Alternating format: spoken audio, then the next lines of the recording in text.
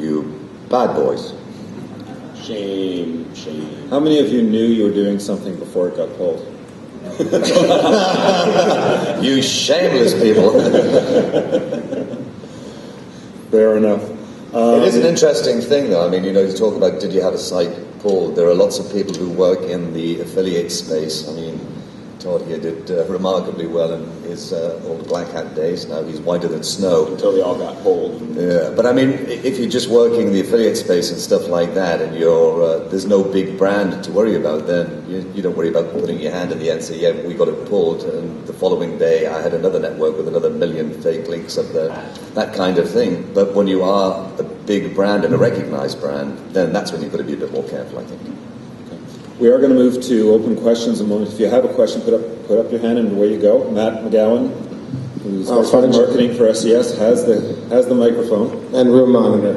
And room monitor. Yeah. He's been promoted. He used to be vocation at last, Mr. McGowan. Thanks. As far as big companies being able to get away with stuff and then when they do get caught, recuperate really fast, do you think that has to do with Google trying to keep those companies happy or Google worrying about their own brand? Because I know a couple of months back, Jeremy Shoemaker wrote a post on making Google look stupid, how John Chow was doing stuff, and he thought that Google wanted to maintain its own image. And do you think that's their motivation, or do you think it has to do with the brands that that they're basically promoting by including them in their search results? It's like Mike already said. It's about Google's user experience and what people expect to find. And so when Google does take a shot at like a BMW or something like that, it's really more of they're trying to take a shot across the bow and warn you that, hey, we treat everybody equal. But at the end of the day, they still don't, right? Because, I mean, BMW was out for 3 whole days. And when it came back, it still had all the hidden CSS. I mean, everything was still there. So it's about what users want. It's not even about Google's brand in particular. It's about what the users are expecting to find in the search results. Because if they don't find it, they're going to go to Yahoo or Bing or wherever else to find what they're looking for. And if you think Eric Schmidt said in an interview towards the end of last year, I think, about building a brand and creating a brand, that's where it is. That's what they're looking for, people actually creating brands and, the traffic that's going towards them. We had a session, you guys were on the panel, where halfway through the session, Matt Kutch stood up in the middle of the room and asked for the microphone because this similar question came up. And Matt basically indicated that there's a large section of major accounts that are dropped from the index, even if the entire account isn't.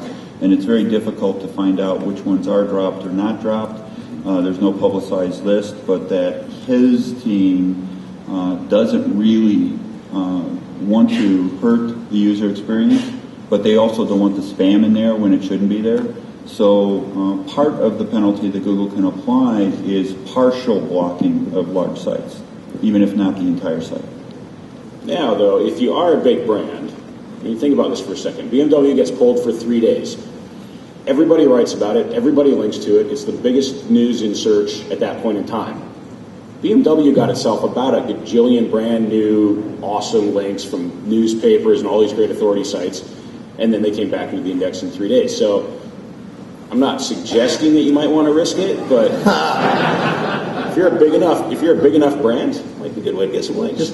Just don't be an amateur about it, though. Everything big brand that gets caught like BMW was, 1999 techniques, perhaps, like cloaked doorway pages. It was really, really, really amateur. And there's a fine line between IP delivery and cloaking, and between user experience optimization and cloaking, and between geo-targeting and cloaking. And that's it, guys. If you're going to get pulled for something really cool, not something really stupid, But I think that's the message, that if you're a large site, if you're a brand, you really don't even have to be doing that. No. I mean, you're going to be there for your name. You're going to be there for for some very specific products. In the news industry, you're going to be there, and you're expected to be there.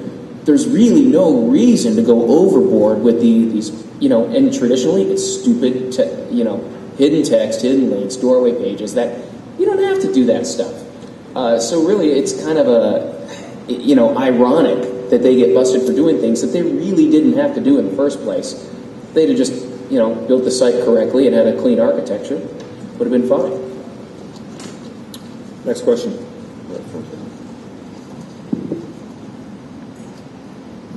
How you doing?